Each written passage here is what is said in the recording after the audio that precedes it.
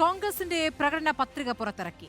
ജാതി സെൻസസ് നടപ്പാക്കും, ഒരു രാഷ്ട്രം ഒരു തിരഞ്ഞെടുപ്പ് നടപ്പാക്കുന്നത് തടയും, തിരഞ്ഞെടുപ്പിൽ EVM സുതാര്യത ഉറപ്പാക്കും, അഗ്നിപത് പദ്ധതി എടുത്തുകളയും, പിന്നാക്ക വിഭാഗങ്ങൾക്ക് 50% സംവരണം കൊണ്ടുവരും, കർഷകർക്ക് താങ്ങുവില നിയമപരമാക്കും, ദേശീയ സുരക്ഷാ ഉപദേഷ്ടാവിന്റെ ഓഫീസ് പാർലമെന്റിന് കീഴിൽ കൊണ്ടുവരും, പ്രതിദിന വേതനം കുറഞ്ഞത് 400 രൂപയാക്കും എന്നിങ്ങനെ പ്രകടന പത്രികയിൽ നിരവധി വാഗ്ദാനങ്ങളുണ്ട്. വിശദവിവരങ്ങളുമായി നോബിൾ മാരിക്കാരൻ ഡൽഹിയിൽ നിന്ന്. നോബിൾ, പ്രകടന പത്രിക ന്യായ് പത്ര എന്ന പേരിലാണ്.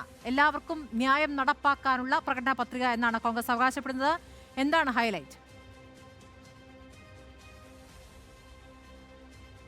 സ്മൃതി, ന്യായ് പത്ര എന്ന പേരിലാണ് കോൺഗ്രസിന്റെ ഇത്തവണത്തെ പ്രകടന പത്രിക പുറത്തിറക്കിയിരിക്കുന്നത്. നിരവധി വാഗ്ദാനങ്ങൾ ഇതിൽ ഉണ്ട് എന്നാണ് ഏറ്റവും പ്രധാനപ്പെട്ട കാര്യം. പാവപ്പെട്ടവർക്കും യുവാക്കൾക്കും വനിതകൾക്കും ഒക്കെയുള്ള കൃത്യമായ പദ്ധതികൾ, അതോടൊപ്പം നിരവധി കാര്യങ്ങൾ ഇതിൽ പ്രഖ്യാപിച്ചിരിക്കുന്നു. ഏറ്റവും പ്രധാനപ്പെട്ട കാര്യം ഇതിൽ നമ്മൾ എടുത്തു പറയുകയാണെങ്കിൽ തൊഴിലാളികളെ സംബന്ധിച്ചിടത്തോളം അവർക്ക് 400 രൂപ മിനിമം വേതനം ആക്കും എന്നുള്ളതാണ്. അതോടൊപ്പം തന്നെ ജാതി സെൻസസ് പോലെ കോൺഗ്രസ് എക്കാലത്തും ഉയർത്തിക്കൊണ്ടുവന്ന, കഴിഞ്ഞ കാലങ്ങളിലൊക്കെ ശക്തമായി ബാധിച്ചിരുന്ന ജാതി സെൻസസ് നടപ്പാക്കും എന്ന് ഇതിൽ പറയുന്നു. കഴിഞ്ഞ കുറേ ദിവസങ്ങളായി അഗ്നിപത്തിനെതിരെ കോൺഗ്രസ് വലിയ പ്രക്ഷോഭമാണ് നടത്തുന്നത്. അഗ്നിപത് പദ്ധതി എടുത്തു കളയും എന്ന് ഇതിൽ കൃത്യമായി തന്നെ വ്യക്തമാക്കുന്നു.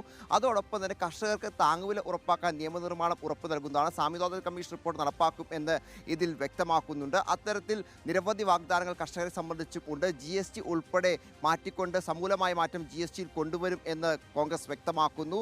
ജമ്മു കാശ്മീരിന് സംസ്ഥാന പദവി നൽകും എന്നാണ് പ്രഖ്യാപിക്കുന്നത്. അതേസമയം ജമ്മു കാശ്മീർ പ്രത്യേക പദവി പുനഃസ്ഥാപിക്കും എന്നതുമായി ബന്ധപ്പെട്ട പ്രഖ്യാപനം ഇല്ല. ഈ അടുത്ത ദിവസങ്ങളിൽ ഏറ്റവും അധികം ചർച്ചയായ CAA ബന്ധപ്പെട്ടും പ്രകടന പത്രിക മൗനം പാലിക്കുന്നു എന്നാണ് ഏറ്റവും പ്രധാനപ്പെട്ട കാര്യം. മതപരമായ അവകാശങ്ങൾ സംരക്ഷിക്കും എന്ന് മാത്രമാണ് ഇതുമായി ബന്ധപ്പെട്ട് പ്രകടന പത്രികയിൽ കോൺഗ്രസ് വ്യക്തമാക്കുകയും ചെയ്യുന്നത്. അതോടൊപ്പം സ്വർഗ്ഗവിവാഹം നിയമപരമാക്കും എന്ന വലിയ പ്രഖ്യാപനം കോൺഗ്രസിന്റെ പ്രകടന പത്രികയിൽ ഉണ്ട്. തെരുവുനായ ആക്രമണം തടയാൻ നടപടി ഉണ്ടാകും എന്ന് പറയുന്നു. അതിർത്തി കടന്നുള്ള ഭീകരവാദത്തെ പൂർണ്ണമായും ചെറുക്കാനുള്ള നടപടികൾ ഉണ്ടാകും.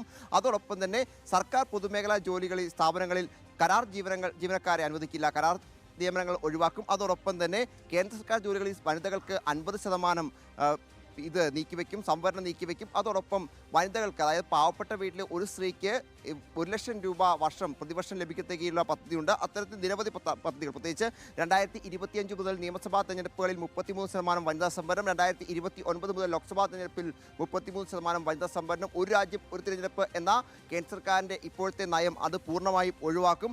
അത്തരത്തിൽ മത്സ്യത്തൊഴിലാളികൾക്ക് ഡീസൽ സബ്സിഡി നൽകും. അതായത് പാവപ്പെട്ടവരെയും അതോടൊപ്പം തന്നെ പിന്നോക്കക്കാരെയും ഒക്കെ കൃത്യമായ രീതിയിൽ പരിഗണിച്ചുകൊണ്ട് യുവാക്കളെയും തൊഴിലില്ലാത്ത ആളുകളെയും അതോടൊപ്പം വിദ്യാഭ്യാസ മേഖലയിലുള്ള ആളുകളെ പരിഗണിച്ചുകൊണ്ടുള്ള പ്രകടന പത്രിക തന്നെയാണ് കോൺഗ്രസിന്റെ ഭാഗത്ത് നിന്ന് ഇത്തവണ ഉണ്ടായിരിക്കുന്നത്. എന്താണെങ്കിലും ലോക്സഭാ തെരഞ്ഞെടുപ്പ് മുൻപ് തന്നെ പല ഘട്ടങ്ങളിലും കോൺഗ്രസ് സൂചന നൽകിയതാണ് 5 ന്യായങ്ങൾ, പ്രത്യേകിച്ച് വനിതാ ന്യായ്, അതോടൊപ്പം തന്നെ യുവാക്കൾക്കായി യുവജന ന്യായ്, ഒപ്പം കർഷക ന്യായ് അടക്കമുള്ള ന്യായ് പദ്ധതികൾ 5 എണ്ണം പ്രഖ്യാപിച്ചുകൊണ്ട് തന്നെയായിരുന്നു കോൺഗ്രസ് പ്രകടനം കഴിഞ്ഞ കുറേ ദിവസമായി മുന്നോട്ട് പോയത്. എന്താണെങ്കിലും അതിൻ്റെയൊക്കെ തുടർച്ചയായ എല്ലാ വിവരങ്ങളും ഇത് ഉൾപ്പെടുത്തിയിട്ടുണ്ട് എന്നാണ് പ്രധാനപ്പെട്ട. കേരള അടക്കമുള്ള വിഷയങ്ങളിൽ, പ്രത്യേകിച്ച് കേരളം അടക്കമുള്ള സംസ്ഥാനങ്ങളിൽ നിരന്തരമായി ആവശ്യം ഉന്നയിക്കുന്ന, അല്ലെങ്കിൽ നിരന്തരം ഇപ്പോൾ സമരം നടക്കുന്ന CAA ബന്ധപ്പെട്ട് ഒരു പ്രഖ്യാപനവും ഇതിൽ ഇല്ല എന്നാണ് ഏറ്റവും പ്രധാനപ്പെട്ട മറ്റൊരു കാര്യം. നോബിൾ മാരിക്കാരനാണ് വിവരങ്ങൾ.